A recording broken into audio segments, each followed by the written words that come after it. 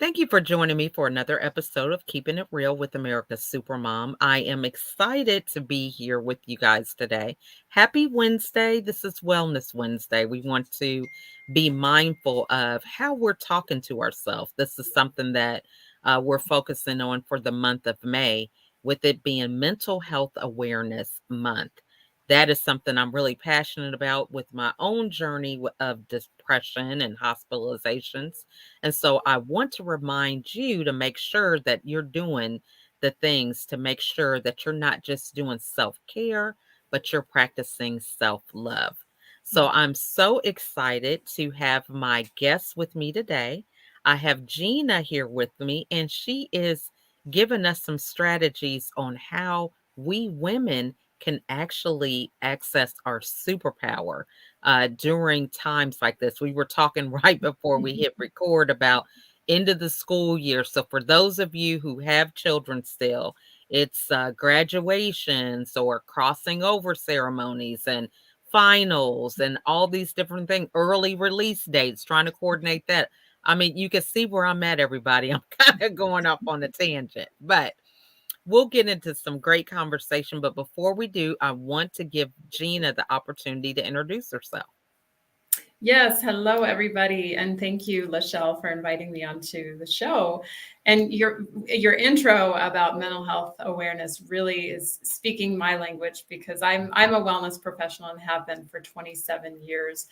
And mental health is something that is very important to me, and something that is part of your superpower is keeping your mindset fresh and clear of rumination and those thoughts of all the things that could go wrong, and instead shifting into contemplation, where you're in a more spiritual realm of creating possibilities that expand you.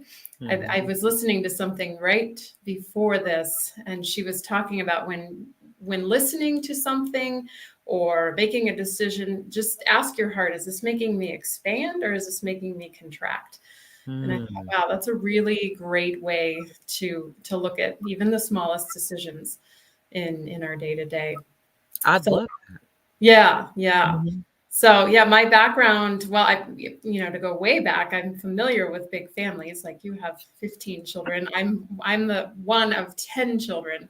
So Wow. I have that, they call me still the baby of the family of 10. And we also have in common our roots in Indiana. Mhm. I grew up in Indianapolis, Indiana, but then after I graduated college, I moved to Colorado. And I have not gone back to Flatland. Well, I go to visit, but I live in the mountains of Denver, Colorado, and it's beautiful and such an inspiring place to live. And there's not a day that goes by that I don't look out and see the beauty and feel grateful. And so physical activity is a mainstay in my life, always has been, because somehow I had to keep up with my 6 brothers, and being active and physically fit was probably a basic survival skill in my household. So it's like, oh, I got to be strong if I'm going to be able to, hold my own with these 6 brothers. So So true. So true. I definitely can understand that. Now, I was an only child. mhm. So it is still just, and I'm in awe when I hear about other big families. I don't know. Mhm. I just kind of sometimes feel like I have this outer body experience where I'm an observer Mhm. because me growing up, it was just so quiet. I Mhm. didn't I didn't have the luxury of blaming anybody for anything. Right. Yes. So, what was it that actually got you to Colorado? I, it was, that's a really good question. I think it was, I was living at home that summer doing an internship, and I just had enough being with my mom and dad. And I had a friend in Denver, and I said, you know what, I'm going to drive and go visit my friend. And then that visit turned into a month, and I found a job during that time. And I basically went home, grabbed some stuff, and stayed. So pretty easy to find. I got a job in a gym. I'm a personal trainer. So Mhm. I got a job, and there's so much activity here in Colorado. I think we're one of the most active states in the United States.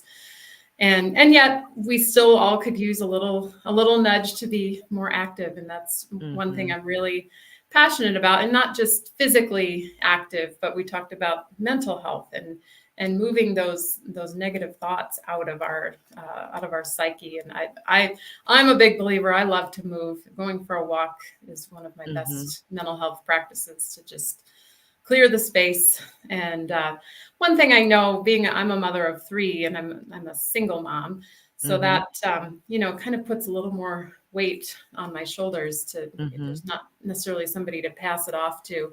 Mhm. Um, but it became very clear to me 5 years ago, was when I went through the divorce. And my oldest brother actually told me, you have to put self-care at the top of the list for you right now, Mhm. because you have to show up your sharpest, if it's, a date in Mhm. court, or it's, having to do difficult conversations. And he was so right. And Mhm. it's one of those things where it's really easy to make the excuse, oh, my life is crazy. I hear that every day Yes. from moms. Oh, my life is crazy. You Mhm. don't understand. My plate is so full. I do understand. And I also Mhm. understand that our perception of full is very different when we're in a pressure container, and Mm. we're feeling a lot of stress. Everything seems overwhelming. Just, Mhm. somebody calling you on the phone can overwhelm you when Mhm. you're stressed. And so I was in that cycle of constant stress when I was, and leading up to the end of my marriage, where I knew things were bad and they were falling apart. And it was like, here's a little fact for everybody. Does anybody know, when you're stressed and you have the hormones release after a stress trigger, do you know how long? For women, it's a different number than men, but for women, how long it takes to process out the cortisol and adrenaline from our system? I haven't studied that. So Yeah, so it's 24 hours. It takes 24 hours. wow. So you have your whatever, your stressful event. The kids aren't getting it together, and they're not getting in the car, and you're trying to, come on, come on, come on, and you're getting stressed and revved up. And then, maybe somebody does something and you yell, and that, puts you into fight or flight. And it's 24 hours to recover. But for men, it only takes them 9 hours. So their physiology is a little bit different. Mm. That's why it seems like the men just, Get over stuff. they get over it. And it's true. You can pull that fact out, because it's a physiological reality that, for whatever reason, men process stress hormones more quickly than women. So when I learned that, I worked with a stress management coach, because I just was in so much stress that I knew I had to do something. And she taught me that fact. And then I realized every single day I was rolling over one day stress into the next and the next. Mhm. And it was just this big snowball of stress. And I was that mom who, somebody would spill something on the floor and I'd be screaming. And then I'd catch Mhm. myself and say, what am I doing? And why am Mhm. I screaming over spilled milk? And now I can say, in the rearview mirror, that I can go weeks and weeks without having, those triggers or those stress Mhm. responses. And I'm less reactive and more responsive. Mhm. And I it's not, I want to say it's easy, but it takes time to make those shifts, then their behavior changes. And as women, one thing about us is, when men go through stress, they withdraw and they go to Mhm. the cave. Women, they like to get together and talk, and friend and tend is the and so I love to create community with moms and Mhm. women, where not in the sense of I've heard of the stitch and bitch, where they get together and they sew and they complain, but more Mhm. in the sense of, how can we uplift each other? How can I'm a big believer in celebration. Like, Mhm. even if it's, I'm celebrating that the sun came up today, because I've Amen. come back to my gratitude journals through the hardest times of my life, when my son was acting out and he was skipping school, and and even had Mhm. incidents with the law. And I go back and I look at my gratitude journal, and I can tell when it was a challenging day, because I did write things like, I have a pillow under my head, I have a roof over over my head. And it's like, ooh, that must have been a day. But Yeah. there's always something that we can, pull out and say, gee, I'm really grateful that I have feet underneath me that can walk, you know. Amen. I And love that. yeah, Mhm. it's and some days it can feel like, oh, everything's just crushing me, and right now it's a challenging time. I feel it. So true. A lot Yeah, of people that we don't, we're coming out of this 2 years of, it was total mass confusion, and now everybody's trying. It's kind of like our GPSs aren't quite. It's kind of like when you're in that situation where you don't have a good signal, and it's like exactly. it's searching. And I feel like everybody's out there kind of like, which way are you going to go? Are you going to go this way? and, Exactly. and what I encourage people to do is go here, because your heart Mhm. compass, it doesn't lead you astray. And if Mhm. you're following everybody else's compass, you might land in a place that's not the right, it's the right space for your friend, but it might not be the right space for you. And then the question comes up, Gina, how do I know when I'm listening to my heart? And that's a whole other whole other thing. Mhm. That's part of the 5 steps, the 5 ways to reclaim your superpower. I love that, and we're gonna get into that because, you have a book that you've written, but, Hmm. my question that I wanna ask before that is, you mentioned that you just went to visit a friend and you ended up there, staying, getting a job and all that, and so Hmm. many people are there where they are, maybe it's not visiting a friend, but they are looking for a fresh start, and Hmm. you just took the leap, did it. So for people who are in that space, it's, they have to start a different industry because COVID and it Yeah. changed, the economy and things like that. Or maybe they're empty nesters. I don't know. We all have new things that we're experiencing. So Hmm. what advice would you give them about that? There's so much, and I'm going through a big transition. I mean, I'm in the fitness world. All fitness centers were shut down for a period of Mhm. time, and things are reopening now, and people are hiring again. And I'm looking at it and saying, how much do I want to teach in a studio versus continue doing my own thing, or maybe I want to do something totally different. Mhm. And it when we're in these places of uncertainty, it can be sort of our knee-jerk response to just the bright lights are like, oh, maybe I'll try that, maybe I'll try that. and Mm. and then it's like, get busy, and it's almost like Mhm. the hamster wheel, like, okay, well, as Mhm. long as I keep this wheel turning, at least I'm doing something. Mhm. And I feel like what that does is it leads to burnout and more stress. And what Mhm. would it be like to just pause, put your hand on your heart and say, "Whoo, I can feel my," because sometimes you get like heart palpitations, heart racing. So true. And what can I do to calm this down? Because here's another little fact. The Heart Math Institute, they've done decades of research on the heart and the heart signal. And our heart has a signal, it's something like 500 times stronger than our brain. Mm. And our heart actually sends information to our brain. I mean, the brain sends a small amount of information, pump the heart. But in terms of sensing the environment around you, your heart is going to sense that first and send the message to your brain. And we do things just the opposite in our Western culture. Mm. We go up here and we figure it out, and we make our lists, and we get really busy, and it often becomes like a force. And we feel as moms, when we check off all those 20 things on our list of things to do, it's very gratifying. But at the end of the day, we got to ask ourselves, am I doing too much? Am I burning myself out? Mhm. And what I have found, and this comes from my dad, who he's still alive, 90 years old, and Wow. ran his own business. And he would say things like, when the going gets tough, go have fun. Who says that? Mm. Most people say, push through it, get to Keep the going, yeah. And he's like, sometimes you just have to take a step away from the stress or the conflict or the problem and get your heart in a good place. And my dad doesn't research heart math stuff, but something he knew intuitively, that having a good time and being peaceful, finding Mhm. peace, walking in nature, having a lunch with a friend, taking a walk, these Mhm. things that ground us and guide us to that place where we feel a nudge, or it's like a little whisper in your ear that you're like, Mhm. I never heard that before. Those are the things we want to listen to and say, Right.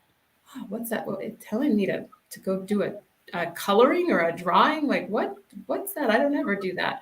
Why not? I So found true. that some of my biggest breakthroughs have happened when I wasn't working on a project, so to speak. Right. Mhm. I love that. So we're going to get into these 5 um, ways to reclaim your superpower and thrive as a mom. So, Yeah. want to run that banner down there at the bottom. So, you guys go grab a pen, piece of paper, and I know you can watch the replay, share it with somebody, but there's something to writing things down in real time. At least this is how I do it. And I just Mhm. have 10 kids at home. But waiting till later on sometimes never happens. It's just like, yeah, one day I'm going to do this, or someday I'm going to do that. And it just never happens. So let's get our pen and paper and get to writing. So let's get started with this list, Gina. Yeah. So what I've done in the book is I have 5 myths, and then I flip the myth and I create a step, an empowering step. Mhm. So myth number 1 is a good mom always puts her children first. Mhm. And that's been indoctrinated into our brain, like Mhm. sacrifice your time, do things for your kids. And what I find is a lot of women are aging more quickly. Their chronic disease, just Mhm. chronic stress, burnout is more and more prevalent. And so the flip side of that is a good mom takes care of herself first so that she can be more full, fill your cup so that when you pour into other people's cups, you actually have something to serve. So Amen.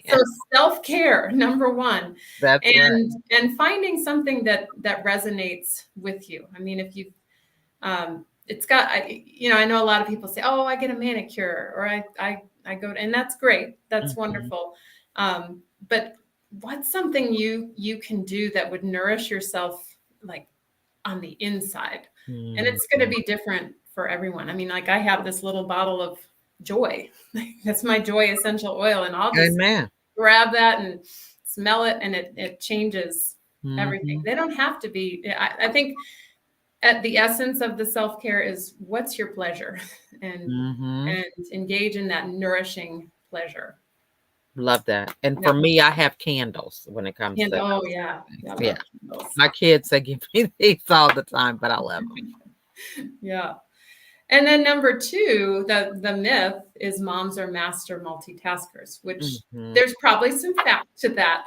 But the reality is, according to brain research, our brains are not capable of doing more than one meaningful task at a time. And Mhm. when we're, going from our computer to answering the phone to answering messages on our texts, it just, the brain can't organize all that. We're not as efficient.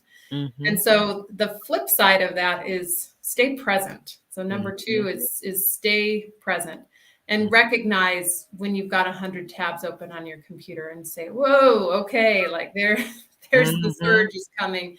How can I, it might be as simple as just, okay, I'm gonna put my hand on my heart every time I feel, the energy rising, or I'm going to take a step outside and get some fresh air every time I feel like it's that stress feeling when your shoulders start to round and maybe your heart rate starts to increase, your breathing is shallow, and that present moment awareness of gratitude and being in the moment with what is. There's a lot of power in that we forget because we're up here. Mhm. and to be present in a way that you don't have to shove away the feelings, the emotions. I feel like there's a narrative out there of like, don't let yourself get sad, don't always be happy, always be up. Well, sometimes we have to like honor that we get sad, and there's a part of Mhm. us that needs our own arms to wrap around that little girl in us that is crying because she feels left out or feels overwhelmed, and just to have compassion, self-compassion, I think goes Mhm. along with that, that presence. And that leads right into the next myth, which is being a mom is tough. And the thing with this, I hear it all the time. I see posts on social media, oh, it's so tough. There's so much to juggle. And you've got work and kids and spouse and pets. And what we say, in terms of our mindset, we will find evidence. So if you're going Mm. around telling everybody, oh man, my life is so tough. Oh, I'm so stressed. I'm so overwhelmed. All the things that we hear, and I myself is included in that. I do it too. And I catch myself and I say, is this the story I want to tell? Or do I want to tell the story about how brilliant life is and how much I'm Mm. learning from the challenges that I'm currently facing? And so shifting your mindset takes a look at, well, on my birthday 2 days ago or 3 days ago, here's an example. I did the Manitou Incline, which is in Colorado Springs. It's 2,768 steps straight up. 2000. Mm. And I could look at that and I could say, oh God, that's going to be so hard. And you know what I did? I looked at it and I said, I can't wait. I'm so excited. This is going to be fun. And every time I felt myself go into oh, how am I going to make it? I would just stop and say, remember, we're having fun today. Remember, this is going to be easy. And it really does make a difference what you tell yourself. Your body, Mhm. it's like the physiology, the chemistry in your body responds to the story that you tell yourself. And then you start to find evidence, like being a mom is enlightening. And you start to see, oh, my kids have something to teach me. I don't always have to be Mhm. guiding and directing them and moving them, around like chess pieces. Maybe if I start listening to them. And that's what I had to do with my oldest son, who really defied every structure and system that was presented to him. I started to say, okay, what does he know about himself that I don't? And Mhm. letting him find his way, which meant getting a GED, which meant getting a full-time job and moving out on his own and doing it his way. And ultimately, in the end, he's made it almost a year on his own, and he'll make those choices to go to college or do whatever that next step is going to be. I've found that the more I impose my will upon my kids, it's almost like they do the opposite. Right. Yeah, I get and so I want to kind of ask a question because a lot of moms are going through this where, Mhm. that point where we're letting go, Mhm. feeling like, we really never are in control. I don't know why we even think that. I know. I I know. know, like, from a young age, I'm sitting here arguing with somebody needing to be potty trained. "You're going to the potty." "No, I'm not," this and that, so from the very beginning, we get the warning signs that we're not in control, but for some Right. reason, we Mhm. believe that we are, but, you know and how do you get to the point to where you recognize that, they do need different things? And I guess I could, Mhm. give the analogy like you being a trainer. Mhm. Everybody wants to lose weight, but everybody's makeup is different, or, Mhm. what area they really want to focus on. So, how do you know Mhm. how to navigate through that with different children, or just that process of, like, even being a trainer, you could say, this is how you need to do it, but, you gotta give the trust for them to actually do the work themselves. Mhm. Yeah, there a lot of things come to mind. Number one is connect. Connect before you correct. And I'm trying to Mhm. remember where I even heard that. It was some parenting expert. But nobody, whether it's a client of mine in a training situation or one of my children, nobody wants somebody ordering them around and correcting them all the time. Do this, do that. Oh, don't do it that way. Do it this way instead. They want to build rapport and connect. So I'm going to spend my first session with a client getting to know them and understanding what are your desires, what are your needs. With my kids, and I still struggle with this Mhm. because they're teenagers, so they do things that irritate me, and I think like that is really not a good choice. But and you know, technology, what parent doesn't have struggles with social media and getting their Mhm. kids to redirect their attention from YouTube to go outside, throw the ball around, like so, so I get Speaking it. my language, girl, speaking my language. I totally get it. Yeah. Yeah, and finding those little points of connection, even if it's 10 or 15 minutes of, hey, let's sit down and do a drawing together. Or how about if we Mhm. bake a dessert for dinner tonight? Or my daughter and I have been playing volleyball in the backyard lately, and we just walk the Mm. ball around for 10 or 15 minutes. And I feel like they don't have to be grandiose connections. That's where I feel like that traditional supermom is like you're going from school to choir practice to volleyball to, oh, let's go through the line at Chick-fil-A, and then, you know, Mhm. coming home. And really, I truly believe, like, I think our kids just want us, like they Right. want us in our fullness and not in our stressed out, freaked out, oh my gosh, I'm not doing enough kind of way of being. And Mhm. so my challenge to moms is like the traditional super mom is that woman who does it all. And that's myth number 5 is moms do it all. The Mhm. the super mom in my book is the woman who says, what if I didn't do it all? What if I Mhm. empowered my kids with doing their laundry when they're 8 years old? They can do it. You know, and Yeah. that's one thing as a single mom. I had to give my kids chores that my daughter now is 14-year-old. She's like, well, you made me do so much, you know, long before I wanted to. And I'm like, yeah, but you're 14 and you can cook a full meal, you can do your laundry, and you're going to be so much better equipped when you go to college or whatever, you're on your own. You know how to do these things. Um, and I feel like, well, there's a book that really changed my life and my perspective on parenting. It's called The Awakened Family. And Mm. Dr. Shefali, she's Mhm. been on Oprah, and her books have been recommended by Oprah.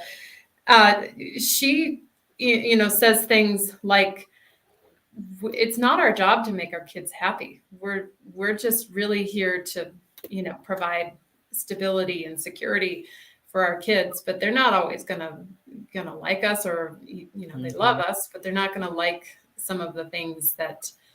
We have to do. I mean, I'm getting ready to move my family, and the kids would like to stay at their school, but there's a school a block away. And I'm kind of like, you know, we're going to check it out. And this will be a lot easier on me and reduce my stress level. Mm. And so I feel like a lot of us as parents, we, we bounce between, oh, I want to be their friend and I want them to like me, Mhm. and being, you know, the person who, not, I don't want to say, you know, there's authoritarian and authoritative, but standing your ground. And I skipped over number 4, which is setting healthy boundaries. Mhm. The myth is being a mom is exhausting. And yet, you know, if you think of energy moving through you, like as in a plumbing system, sometimes it gets clogged and sometimes you got leaks. And so doing a daily inventory of noticing, you know, when your energy is just getting drained, and are you around somebody who's complaining or, you know, taking your energy from you, and can you politely excuse yourself from them? Mhm. I'm getting a lot better about, or saying, you know, somebody, you know, who's loves to talk, and I'll just start and just be like, look, I have to get off this call by data, you know, this time, and setting those clear boundaries. And also emotionally, I started to realize with my son and his criticism of me as a parent and how I wasn't doing it right and I wasn't good enough and I wasn't there for him.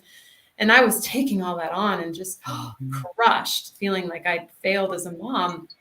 And I realized I need to put a boundary on that and realize that's his stuff. That's his Mhm. perspective. And it's not true. And Mhm. that's his truth. And so part of setting healthy boundaries is letting other people have their own experience and say, Mm. well, his soul needs that lesson of learning self-sufficiency. And it's hard to let our kids fall. It's hard to let them Mhm. learn those lessons. And I can remember his kindergarten teacher telling me he had had some kind of tantrum outburst at home, and he had taken nobody was in it, but he took the crib and just rolled it across the room and scraped the wall. Mhm. And I remember her saying, I'll never forget it. She said, you got to nip that in the bud, because one day he's going to be 17, 18 and towering over you. And lo and behold, that did happen. And Mhm. with our first child, it's a learning experience. Mhm. And I say in my dedication that my son is my greatest teacher. Amen. He has taught me a lot. Amen. And I totally get that because, hey, I'm feeling that way times 10. Okay. I'm I just bet. saying. But, so many good things that you brought up. I mean, we could be on here for hours with a lot of these topics, that you have mentioned because I totally resonate with every one of them. And I think the Mhm. biggest game changer for me was the first one that's on the list about the self-care. Mm, And that was just like a thing that was kind of non-existent. You can come up with all the self-care for your family, for your mm, spouse, your mhm. kids, making sure that they have their time, playtime and work time, but Yeah. just not doing it for yourself. So I totally get that. And I hope you guys got those as well. So, what is the best way for everybody to reach out and to get a hold of you? Well, I wanted to share that I have a really fun quiz that you can take, and you can find. I think it's really important as moms to know what your strengths are and to Mhm. know where your areas of challenge are. So my quiz is, what's your super mom type? And then I have Mm. five categories. There's the queen, there's the goddess, there's the activist, the visionary, and the romantic. And what that gives you, the quiz gives you the opportunity to say, hey, this is what I'm good at, and I'm going to let, I'm a goddess. That's what I am. And I'm Mhm. going to let the romantic mom is the one who's out there organizing all the parties and all the kids come to her house, and I'm going to let romantic mom be the entertainer and the organizer. And I'm going to be the one who maybe does a yoga class for the moms and helps with stress management. And Mhm. really knowing our place, I think, helps us prevent that, where we spill our energy out in all directions. So that's on my website, and I can give you the link for that, but it's Yes. ginafontaine.com, and Mhm. on my homepage that you can take the quiz, and it's fun. It's very insightful. And then email or gina@ginafontaine.com, and I'm on LinkedIn, and I have a Facebook group called Moms Thrive Tribe, where I gather moms to just really talk about, how we can thrive together and rise together. Like I said, women are more prone to connecting and lifting each other up, and Mhm. getting out of, you've been talking a lot about collaboration lately, and getting out of that competition mode, and Mhm. moving into how can we help lift each other into even better place, I love that. and empower each other. So, Mhm. This has been amazing and so many great takeaways that you've shared. And I think my final question mhm, that I would ask is hearing your story or just a part of it. What advice would you give someone who is in that space where it does seem like, oh my gosh, what am I going to do with this kid? Or, mhm, they're feeling like they are not up to par with where they should be, not mhm, like anybody can give us some kind of guideline, but these are the kind of the mental blocks that we kind of create for ourselves. But Mhm. you have been able to position yourself in a way that now you're able to empower other women, Yeah. so what was that transition that helped you Mhm. to get to that space, you know? Mhm. Yeah, gosh, I was involved in domestic abuse situation with my divorce, and I went to one support group for women victims of domestic violence, and some of them had been coming for years, and I Mhm. realized I don't want to be that. This was helpful one time for me, but I realized I don't want to be a victim. I want to lift myself up and empower myself and take a look at what was my role, because in every conflict, in every situation where we're overwhelmed, we're stressed, we really have to look at ourselves first and say, not in a blameful way, but Mhm. what in my life is contributing to what's happening right now, Mhm. and where can I start? And I think the easiest thing that you can do when you're in that overwhelm cycle is pause and try to take 5 deep breaths. And I know sometimes you're so panicked and you're so stressed out that even breathing is hard. Mhm. But when you that's one of the ways that you can prevent the release of cortisol and adrenaline. When you have something, you've gotten yourself in a calm state, and then you have a stress or a trigger, you have 10 seconds before that hormonal release happens. And so Mm. taking a deep breath, smiling, like even if you don't feel like smiling, but putting a smile on your face. I've been doing this more like when I play tennis and I'm losing. I'm like, okay, smile. Like it Mm. relaxes your body. And sighing, I find that when really stress levels are really, really high, sighing is something, it's like a built-in stress relief response that we have. And it really is something about the sound combined with the breath really just calms you down. So, That's amazing. yeah. Now I wrote that down because Mhm. I mean, to me, that's just another proof to the power of meditation. Because if Mhm. you meditate, you do have like this quick space as an observer. That's what I just would say before you're Yes. able to respond, you know, Mhm. because there is that small pocket of time. So the fact that you've shared that about stress, that's amazing. Yeah, and it can be just that simple and Mm, and powerful at the same time. But I feel like sometimes we need a little guidance, which is I have my Supermom Club community, and we meet for 10 mhm, minutes every single morning. And it's just, we do some kind of movement, and I usually offer them an inspiring, piece of wisdom to reflect on through the day.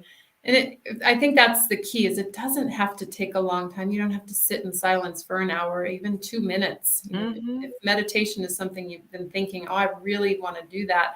What I think of it is it takes you and it brings you to the ground so that you're starting here. And then if things get amplified mm, versus I start the day, the alarm goes off, the coffee machine's on, and I'm running and I'm running and running, running, running. And then something happens and mm. I'm all the way through the roof. And had I started the day just in quiet reflection and meditation, I put myself here. So when triggers happen, it's more of, you're staying at a lower I love that. Now, stress. so what made you come up with 10 minutes? Is there some significance when it being Oh, 10 yeah, minutes? that's me, years and years of trying programs with moms and realizing, okay, 45 minutes is too long. Okay, even 30 minutes is too long. 20, I would do Facebook lives that were 20 minutes, and I found they're not even staying for the full thing. And then I did a 10-day challenge, and I did 10 minutes each time, and people were showing up every single day. And I was like, okay, I think we hit our sweet spot. And it's continued. We started in November, and it's still growing. And I just appreciate the dedication that so many of the women have to just. One woman said it's like you hand us a torch in the morning, and we carry that through the day and as a reminder that we matter, and that I matter, and that is the key. And then when that flame starts to burn out in the middle of the day, I can remember, oh yeah, Remember when that flame was burning bright this morning? How can I get Mhm. back there and feel Amen. that again? That's awesome. Well, this Mhm. I found something I can take and run with. So I love that. Yes. That's amazing. Yeah, Well, thank you. thank you so much, Gina, for joining us today. And you have Thank shared you, so Michelle. many great takeaways. So I want to give you the opportunity to share any final thoughts that you would like to leave with everybody today. Just you are a super mom. We all are, and do it your way because you can't get it wrong. And I realized like I probably read way too many parenting books because it puts in your head that, oh, I'm not matching up to what the book said. And at the end of the day, what's most important is what your heart says. Love that. Well, thank you so much again for being here. And we want to thank all of you for watching with us today.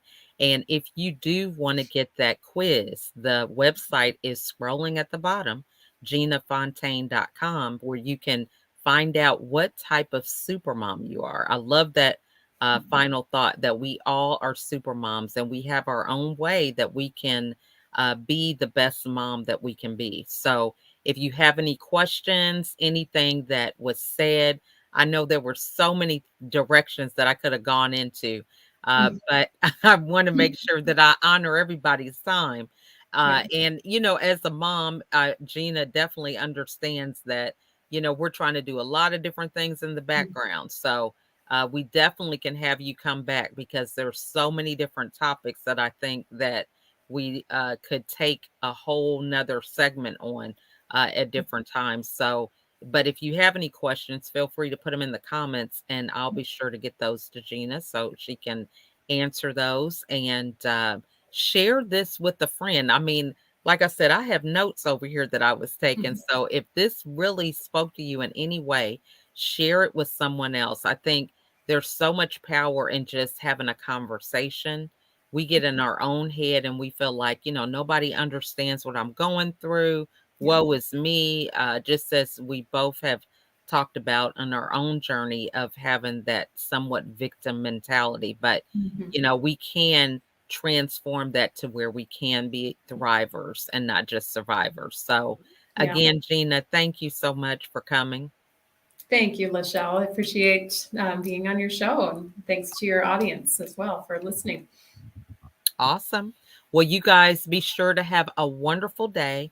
And remember, with the number one thing on that list was self care. So take some time for yourself and start every day with a good slate so that you can be serving others in a way that serves you and them. So thank you guys so much for watching, and we'll see you on the next episode. Bye for now.